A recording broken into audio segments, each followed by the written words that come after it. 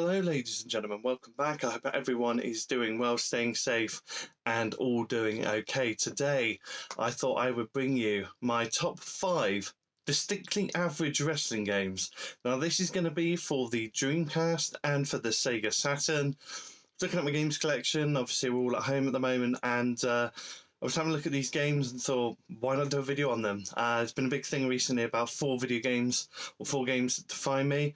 I've been seeing it on Facebook and on Twitter, so I thought, let's go ahead and find 5 very distinctly average wrestling games and talk about them. Some you may have seen, some you may never have seen before, but thought it'd be interesting just to do a quick video and to have a look at these.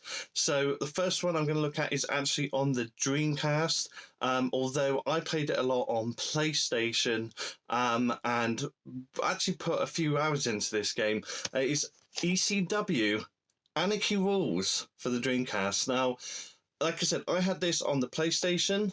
There's the back of it. It uses the Acclaim engine, which I will get onto later. I really enjoyed Anarchy Rulz because I was a big ECW fan. I used to get a lot of ECW VHSs, and actually, it really got me into ECW and what it was all about. And I really enjoyed the match types on this game. There was backlog brawls, there was barbed wire matches, there was fire matches, I think. Just looking at the back of it, there were so many things you could do on this game. And just a really, really cool game for the time, even though it was kind of just a takeoff of the Attitude engine that was previous. This, to me, was the best ECW game. Hulk Revolution was the one that came out before, also came out for Dreamcast, PlayStation, I believe, and N64. But this one I actually enjoyed the best. I thought it was an improvement over the one before. So this one I thought was better. Career mode basically the same as Attitude of Warzone before it. It basically just moved out the WWF wrestlers and moved in the ECW one. So if you're a fan of those type of games, go for it. If you've got Dreamcast, go for it. Difficult to do the moves. It's like up, down, up, B or whatever it is. Very, very difficult in that respect because they weren't easy. They were not easy. But if you're a fan of ECW, you're a fan of the match types and different things you can do on it, go and pick it up. Also, Create a Wrestler on there as well, so one worth picking up if you want to have a look at that. Now, the next one I want to have a look at, again, is on the Dreamcast. I've actually got 3 out of the 5 on Dreamcast here and 2 from the Saturn. So the next one on the Dreamcast is going to be the game I just mentioned, WWF Attitude. Now, again, I put a lot of time into this on the PlayStation. This is the Dreamcast version, pretty much exactly the same thing. I really enjoyed this. This I really, really enjoyed. I played Warzone before it as a kid. Didn't really get on with Warzone all that well. The best thing about Warzone was you will player 1 or player 2. That was the best thing to ever come out of it. I just thought that was tremendous. Me and my friends thought that was excellent. But WWF Attitude had a much bigger roster on it at the time. The career mode was quite linear, but it was fun. I remember kind of going through it and unlocking characters. I was quite excited by that, but it was like a ranking system, so you went up from like 1 to 10 or 1 to 20, and you had to go through like each one. Like I said, very much same as ECW, obviously following it. They use this engine. Like I say, the game was okay, but very much similar to ECW Anarchy Rulz, except you got WWF wrestlers rather than ECW. The only difference between ECW and this one is the match types. You got a few more violent match types on there, but apart from that, WWF Attitude, it was okay. And like I said, I loved it as a kid, but going back and playing it now, oh, blimey, that's a bit of a challenge. So I would probably actually go for ECW just over Attitude, just because I think the match types in ECW are a bit more exciting and a bit more stuff to do. Now, the next one I want to talk about, let's have a break from the Dreamcast stuff, and I want to show you an arcade game that came out for the Sega Saturn. I believe WrestleMania, the arcade game, also came out for the Saturn and for the PlayStation. I never had a Sega Saturn as a child. I love the Sega Saturn, and I only got one actually when I was an adult. So for me, this one is really, really important, and one that I always wanted to get. And I actually got this on eBay a while ago, a few years ago now. It is WWF In Your House. So WWF In Your House, it's an arcade game.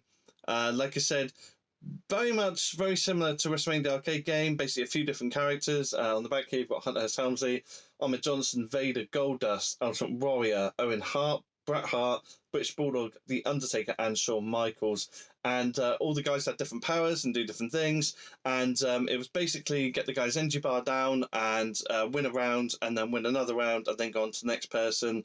Very much just you choose WWF title and a Continental title, and you just go for it, and you go and beat everyone until you get through. So yeah, that was pretty much it for this game. Really not much to it. There's the back of it, if you can see there. I'll just bring it in a bit more. You can have a look up and down. There we go. Like I said, it's very cool. It's very retro. I love the In Your House graphic and logo. But In Your House, basically an arcade beat 'em up. If you're expecting a WWE 2K or something like that, it's not that at all. There's no creator wrestler modes. There's nothing like that. Very much simple, straight get in arcade beat 'em up, cartoony button smasher. But it's fun, and if you're looking for fun, if you're looking for something different, something to just jump into for that little bit, when you've got that little bit of time, just want 5-10 minutes on a wrestling game, that's one to go for. Now, the next one on this list is another Sega Saturn game. This one, a lot of people haven't played. I've only played it once, and I own it, and there's a reason for that. All Japan Pro Wrestling, featuring Virtua Fighter, believe it or not, or Virtua as they call it on here. Now, my Sega Saturn will play Japanese games, and I saw this advertised on eBay, and I couldn't pass it up because I'd never ever seen it before. And I was like, well, why not get it? Like, why not get it? Why not see what it's like? And it's got some great wrestlers on it, legendary wrestlers. I'll just read the list here. Giant Baba, Masawa, Kawada, Kobayashi, Stan Hansen, Steve Williams, Johnny Ace, and then you've got Wolford Jeffrey from Virtual Fighter. So there's the actual case there. Now, it is actually quite a good game. I quite enjoyed it. It's very hard. Like, I can't really do anything much on it because there's no translation, there's no English on it at all, so I literally just have to guess my way through the titles. And I quite enjoyed playing it. It kind of reminded me of like a very much older and not so fantastic version of like WCW World Tour. I did find it very hard though. It took me a very, very long time to get on with this game. I'll just turn it around there again for you. You can see the front there, and there it is. So this, like I said, I've only really played once. I had a few games on, wasn't able to do any more on it, literally just because of the language barrier. Like, I just clicked menus, I didn't know what I was going into, didn't know what it was.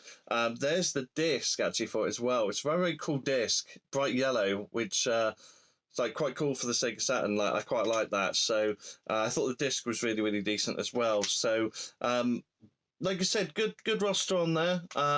Controls I felt were a bit clunky. It's a bit hard to control, but once you got the hang of it, got better. But it was very unforgiving. So if you can find this cheap and you've got a Sega Saturn, give it a go. If you know somebody that knows Japanese or can understand Japanese, even better, because like I said, I'd love to play this more, I really would, but I just find it really, really difficult to play. I don't know the controls. I've tried looking up online.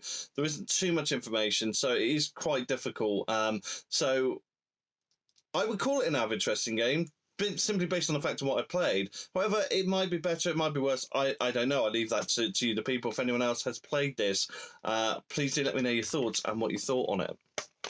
Now, the last game we're going to look at here is a game that I thought was going to be amazing. So the Dreamcast had come out. My brother had a Dreamcast with Choo Choo Rocket, the keyboard. It's the first online game I ever played with Choo Choo Rocket on the Dreamcast. And Dreamcast was incredible for the time. It came out in '98, I think, and it was just awesome. My friend Matt also had one as well. I actually bought myself a Dreamcast a few years later. I actually bought one a few years ago because I'm just a Sega. I like Sega consoles, and I miss the Dreamcast. I never had a Dreamcast, so I wanted to own a lot of the Dreamcast games.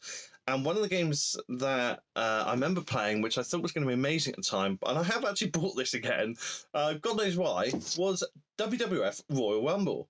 Now, at the time, WrestleMania 2000, I think, had just come out on the N64. I bought that. That was a lot of money at the time. I remember paying like £50 for that, I think, WrestleMania 2000. But I was never off it on the N64. Loved it, played it all the time. This came out just after, and I think my friend Matt had it. I remember going over and playing it, and it only had a roster of 20 characters. And I was like, really? Like, I know it's Dreamcast, and like the graphics, I mean, you know, they're better than the N64, and you know, people would say, oh, you know, so I'm just trying to squeeze on the camera there, much better graphics, and oh, it should be a better game. But frankly, I mean, they put on here, I don't think you see it, 91%, 5 out of 5. Absolutely not. This was meant to be this amazing game, and really, the career mode I can barely remember. I don't even know if there was a career mode. Was there a career mode? No. I don't know. It says 20 highly detailed WWF superstars, but then like the problem. It's called Royal Rumble. How many wrestlers do you have in a Royal Rumble? 30. Exactly. How many wrestlers does this have on it? 20. So you used to get duplicates come out in different costumes. That's how ridiculous a concept this game was.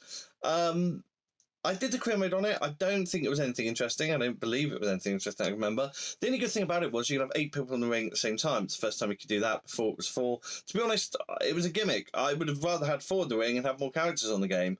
This flattered to deceive. This Royal Rumble game should have been something special.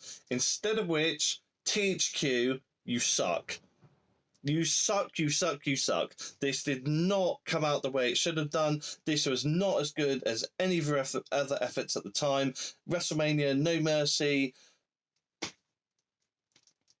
This sucked, and this should have been a lot better. And so I'm still enraged about this now because I bought this game still just so I could own it. But honestly, this should have been way better than what it was. This is the epitome of distinctly average, and it should not have been, but it was. So, ladies and gentlemen, after that raging-filled rant about Royal Rumble for the Dreamcast, there are 5 very average wrestling games for the Dreamcast and Sega Saturn. I want to know your thoughts on those. Like I say, I think all of those are pretty average. Both 2 of those use the same engine, obviously the ECW game and the WWF Attitude game. I think maybe I'm being a little harsh on In Your House. Maybe, you know, it's an arcade bit of fun. That's not too bad. I think All Japan is a hard game to play. I've had, like I said, matches on it. I've only played it once, but I found it quite hard to play, and it was quite difficult. Although it might be more depth to it, I might never know if I don't ever learn Japanese. And Royal Rumble, as you've heard, quite frankly, should have been way better than what it was, and it sucked. So that really distinctly average. So there you have it, guys. Those are my 5 average games. I hope you've enjoyed watching. I hope you will join me for another video very soon. Thanks so much for tuning in and watching today.